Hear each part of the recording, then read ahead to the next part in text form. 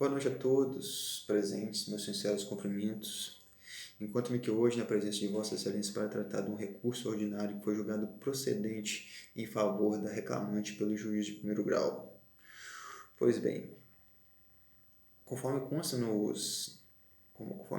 a autora foi contratada por prazo determinado para prestar serviços e atividades empresariais para a reclamada, nossa patrocinada, e que ao final do contrato não houve a renovação.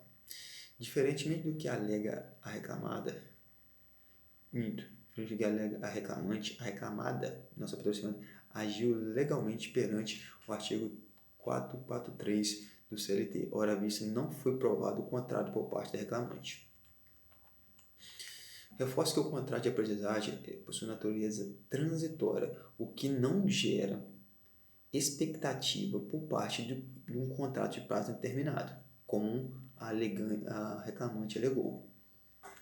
Reforçando o que eu disse, em 2016, a nona turma do Tribunal Regional do Trabalho da primeira região, por unanimidade dos votos, avaliou que o contrato a termo, as partes estavam cientes da natureza precária naquele caso, no pacto. Palavras do relator. A gravidez constatada durante o contrato de aprendizado não ampara o direito de estabilidade provisória, dada a natureza precária do pacto com ciência prévia das partes a respeito. Conforme eu disse, não se pode alegar estabilidade provisória por conta de uma gravidez decorrente no contrato de um prazo determinado de trabalho. Mais recente, em 2019, o pleno da primeira turma do TST afirmou que empregada temporária não tem direito à estabilidade conferida à gestante. Faço minhas palavras do ministro relator da sentença. No contrato de experiência existe expectativa legítima por um contrato ou por prazo indeterminado. No contrato temporário ocorre hipótese diversa, não há perspectiva de indeterminação de prazo. Corroborando minha defesa, em 2020, também por decisão unânime, a quarta turma do TSD entendeu, reconhecendo que não reconheceu estabilidade por parte da gestante em contrato de trabalho por prazo determinado. Haja vista que a estabilidade provisória no emprego da trabalhadora gestante continua a subsistir apenas nos contratos por prazo indeterminado. Modalidade é essa que é regra no nosso sistema trabalhista, pois o encerramento do contrato a termo ocorrerá no decurso natural das partes, não por justa causa. O que se entende?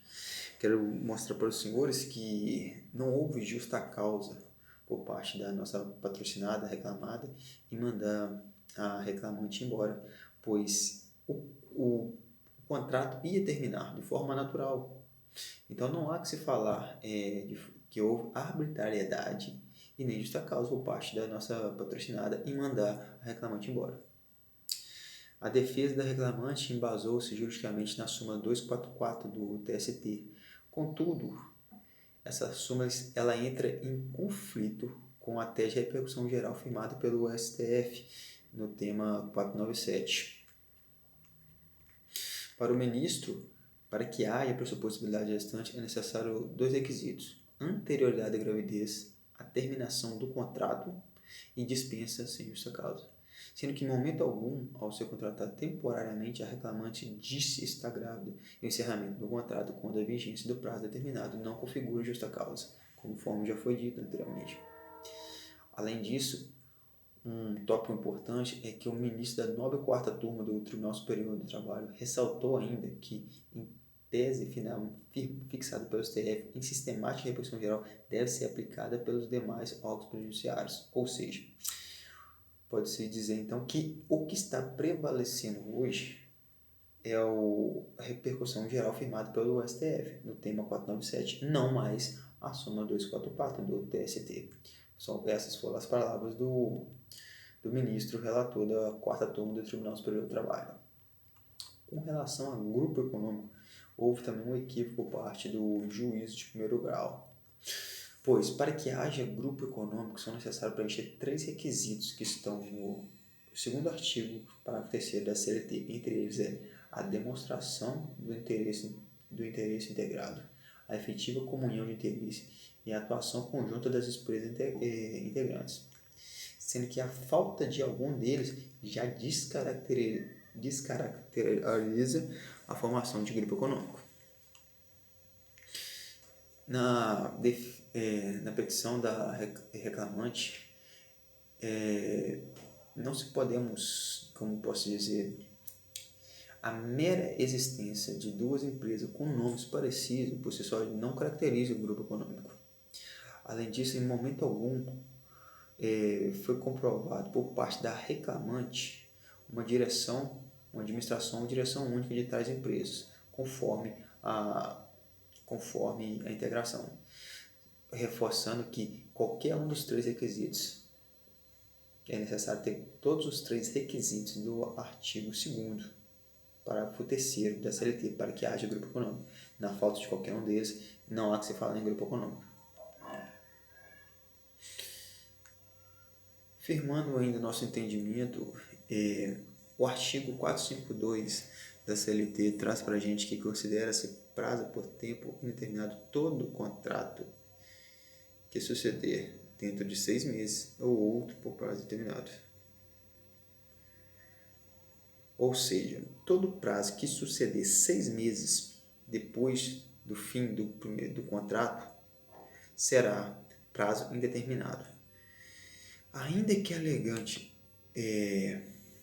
reclamante provasse que houve grupo econômico, a partir do momento que encerrou-se o primeiro contrato dela, o segundo contrato assinado foi nesse lapso temporal de 6 meses.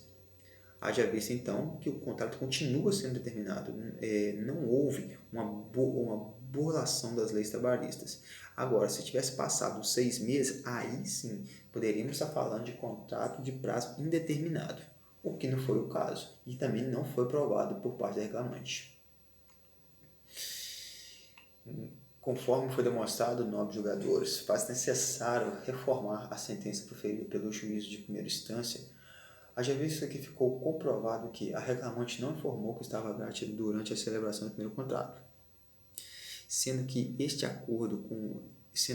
o primeiro contrato está de acordo com a Lei 6.698, que fala sobre as leis de contrato temporário, que dispõe sobre os contratos de trabalho prazo determinado. Novamente, a informante não informou seu estado gravídico durante a celebração do segundo contrato, sendo que, ainda que informasse, a mesma não faria direito à indenização, conforme termo de repercussão geral firmado pelo STF na tema 497, em que a 4ª turma do Tribunal Superior do Trabalho firmou que esse entendimento deve prevalecer sobre os demais do poder jurídico. E também não foi pela parte reclamante a formação de grupo econômico. Eu volto a dizer que são necessários 3 requisitos cumulativos. Na falta de um deles, não há que se falar em grupo econômico. Nobres julgadores, encerro minha sustentação com o objetivo de requerer que esta douta tribuna reforme a sentença em primeiro grau, haja visto não ter dado o magistrado de primeiro grau melhor interpretação aos fundamentos usados na primeira instância. Meus agradecimentos a todos. Muito obrigado.